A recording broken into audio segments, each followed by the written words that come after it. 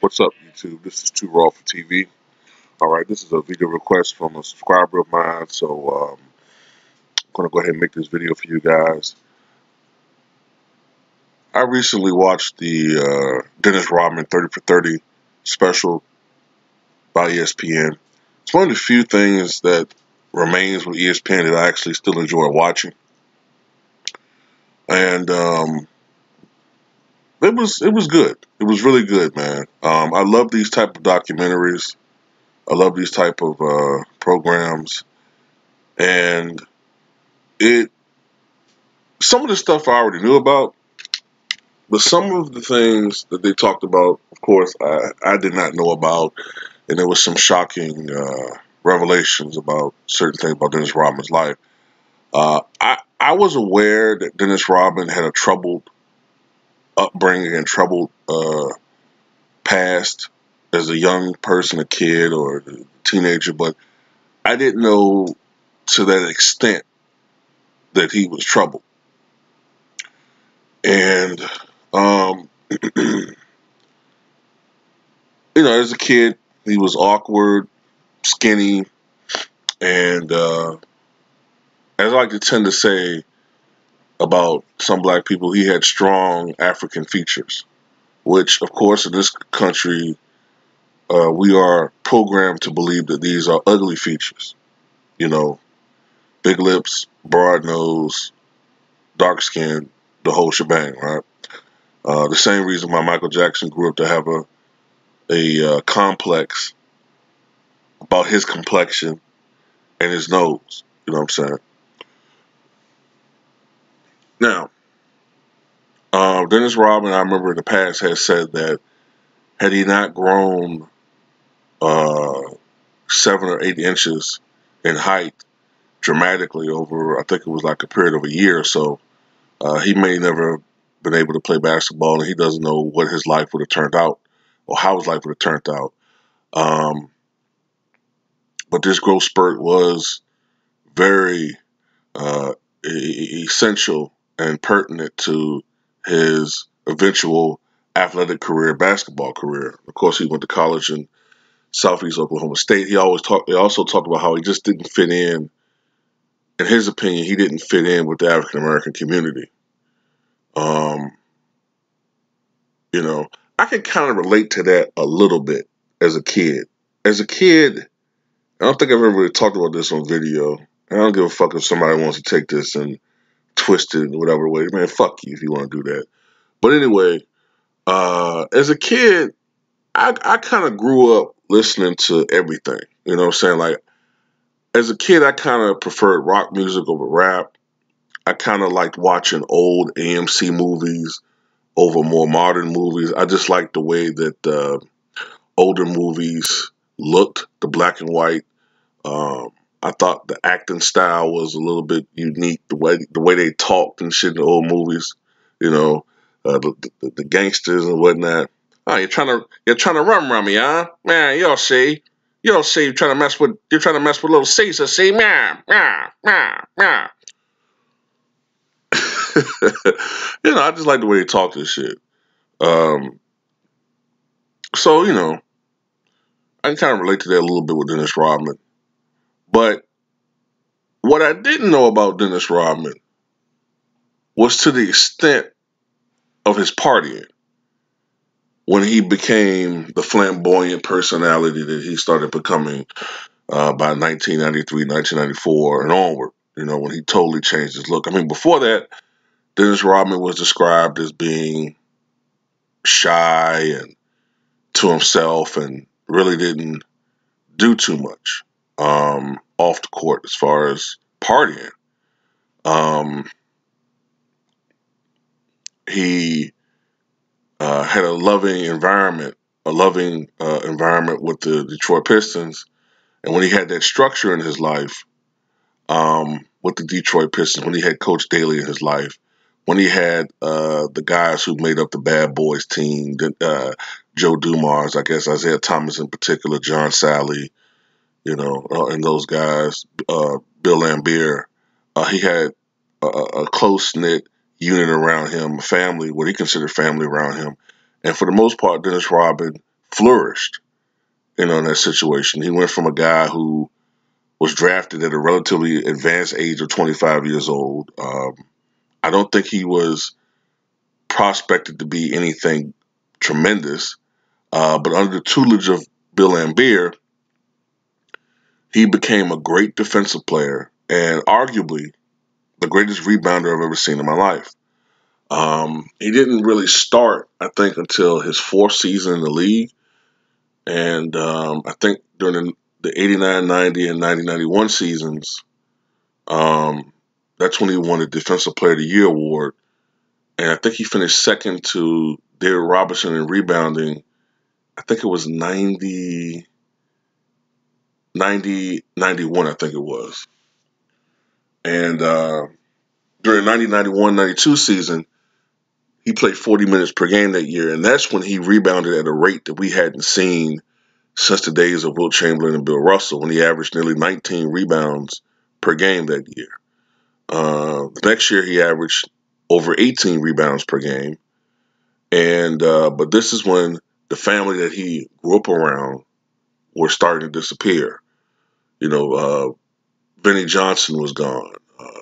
Some of the other bad boys by this time were long gone, like John Sally and Rick Mahorn. Those guys were long gone. Chuck Daly had been fired, I believe, by that time.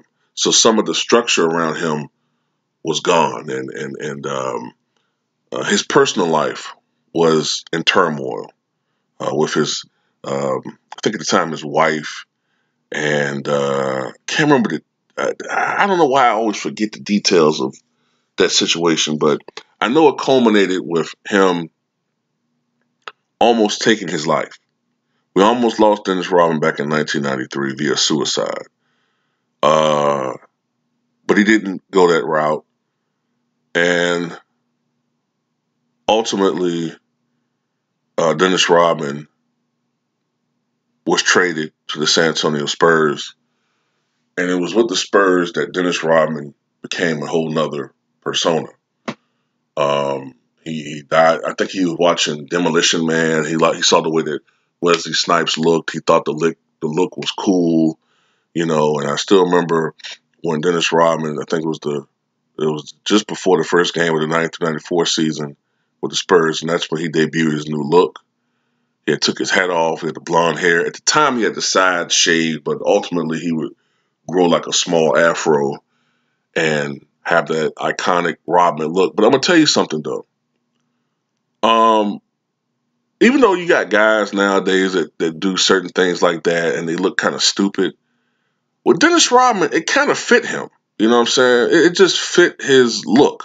The look was kind of interesting. You know what I'm saying? Like, even though Allen Iverson was the first guy to really popularize tattoos, as far as like trend setting, like as far as NBA players, Dennis Rodman was doing that before Allen Iverson. He was the first guy to rock multiple tattoos. Now, I think Derek Coleman had a couple. He had a couple of guys with a few tattoos, but Dennis Rodman was the guy with tattoos all over his body, and piercings, and the hair dye, and the nail polish.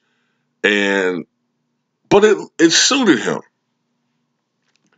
and he became this very beloved counterculture figure during a time when our country was still sort of conservative.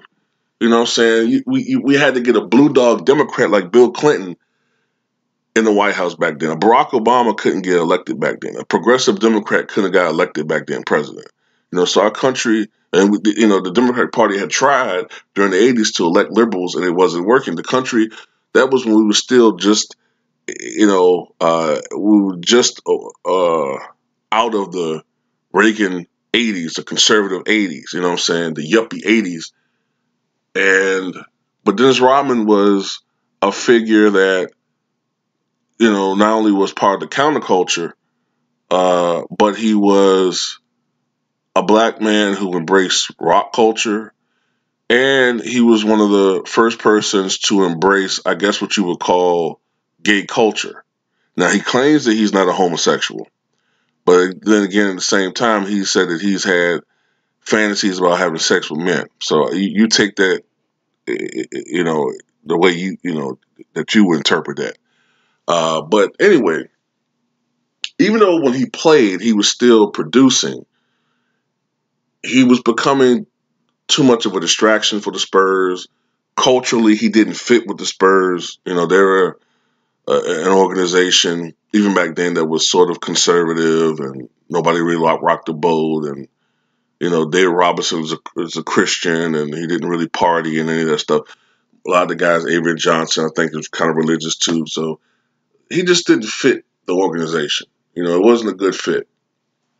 And of course, he felt like his teammates were soft. You know, and David Robinson to me was soft, man. You know, so it didn't work.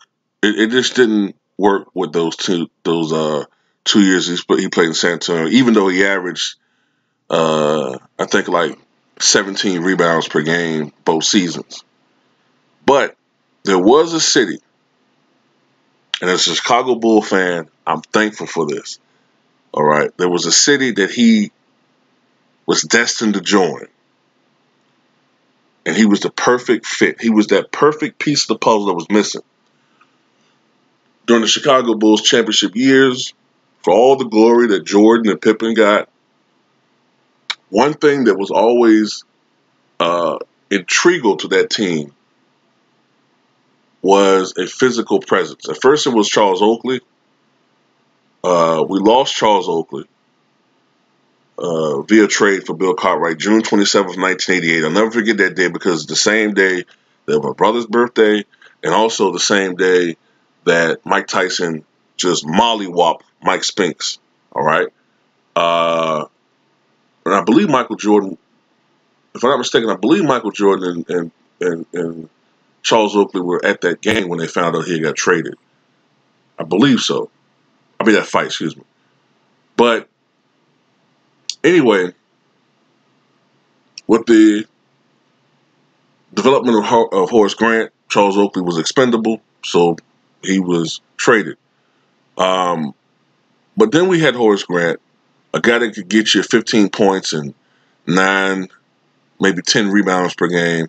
He was a physical presence, 6'10", 240 pounds. All right. Chicago Bulls lost to him at the beginning of the 94-95 season. All right, just before the beginning of the 94-95 season when he signed with the Orlando Magic. And his absence was very, very noticeable and apparent that season. The year before that, the Miracle Bulls won 55 games without Michael Jordan. Without Horace Grant, soft in the middle like a Twinkie, the Bulls struggled to stay afloat 500 the entire season. Michael came out of retirement. I think during that 17-game stretch, the Bulls went 13-4. So he finished into the 6th seed, but still in the East. But, you know, we weren't the same team without that physical presence, that rebounding presence. A lot of games we got out-rebounded by other teams, and that was the difference. And we got beat up inside. And as great a player as Tony Kukoc was, he was not a defensive or physical presence. So Dennis Rodman was the key fit. He wasn't a scorer like Horace Grant, but the guy could rebound like nobody ever seen before in my life. And he was a perfect fit for that organization. But the problem was, of course, Dennis Rodman, of course, was a former Detroit Piston.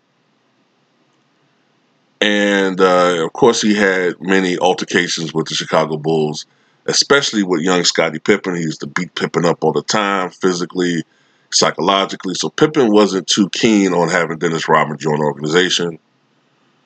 But ultimately, he agreed to let Dennis Rodman come with the team reluctantly.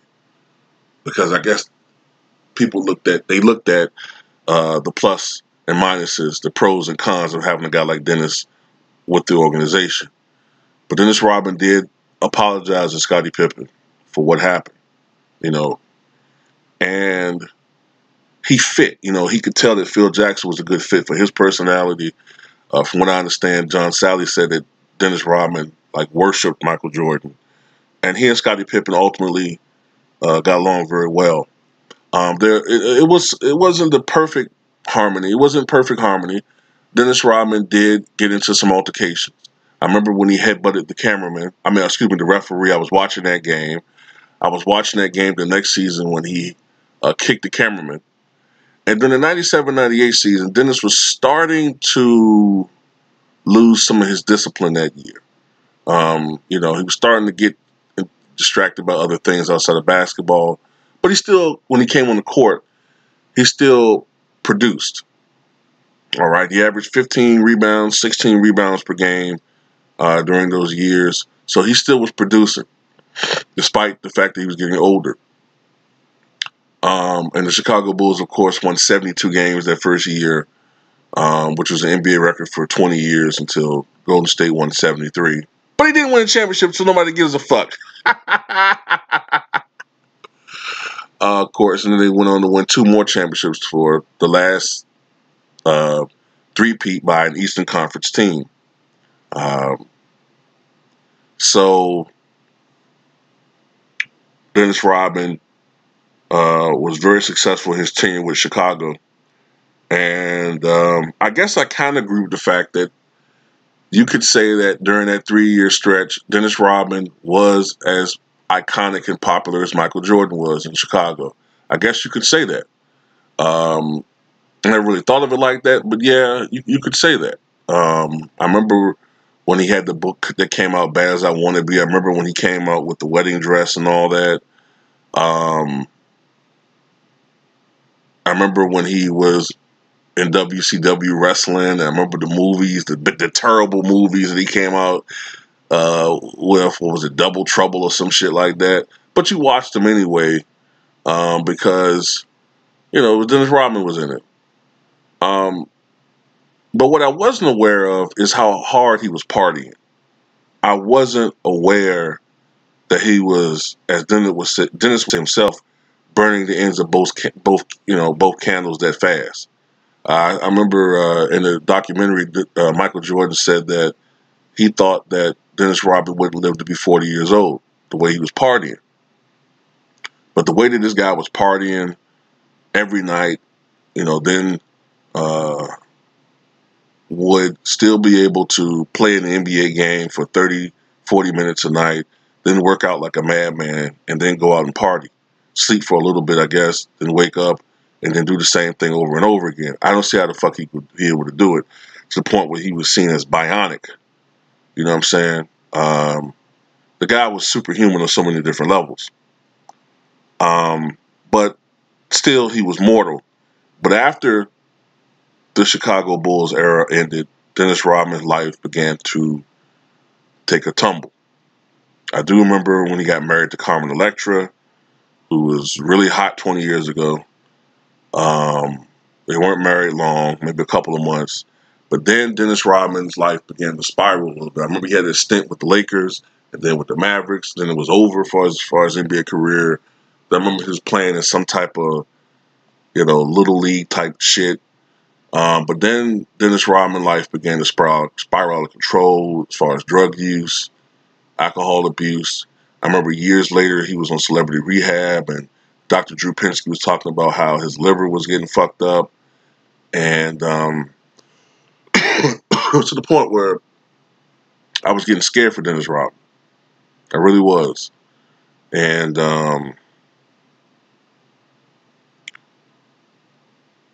it got to the point where when Dennis Rodman was inducted into the Hall of Fame, I think it was back in 2012, I sometimes was wondering if the league was trying to put him in the hall before he was dead. And I remember during that ceremony, it's kind of ironic now, that he mentioned a documentary that was going to be made on his life, that was going to be made by Penny Marshall. And he was saying, I hope I'll be living back then, by then, And ironically, Penny Marshall is now dead and Dennis Rodman still is alive. But,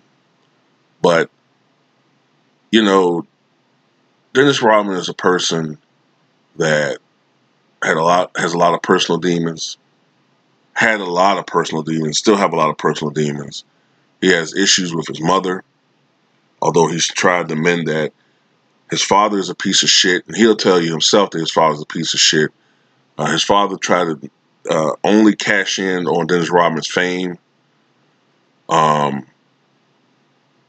This guy lived in the Philippines, never tried to be in any of his kids' lives, and tried to basically just cashing on the fact that he was Dennis Rodman's father.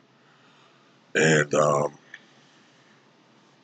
you know, but Dennis Rodman has been crying out for help for a while, to the point where I was shocked to see Isaiah Thomas break down in that interview. And I'm just happy that at least Dennis Rodman's still here. I hope that he's I hope that he's in a better place than he was 10, 15 years ago, or even just 5 years ago. Dennis Rodman is an eccentric person. Okay, that's just how he is. I hate how the media tried to make too much out of the fact that he's friends with, Kim Jong-il. You know what I'm saying? They try to make it out that he's like some type of traitor. But at the same time, when Donald Trump pals around with dictators, they put like a different spin on it, especially Fox News. So that's how I feel about that situation and watching that 30 for 30 documentary, man. I always loved Dennis Rodman. He was a limited offensive player, but the things that he could do out there on the court, he excelled at a level that very few people can match defensively. Especially when he was in Detroit, he was one of the greatest defensive players I've ever seen in my life. With Chicago defensively, he wasn't quite the same, but he was still great on that end. One of the few people I saw that could contain Shaq for any length of time. Just great, man. Just great. Brought so much energy. You never questioned his commitment out there for the team, his hustle, his work ethic. Tremendous, man. I salute Dennis Rodman as a basketball player, and I salute ESPN for that documentary. Tell me what you guys think.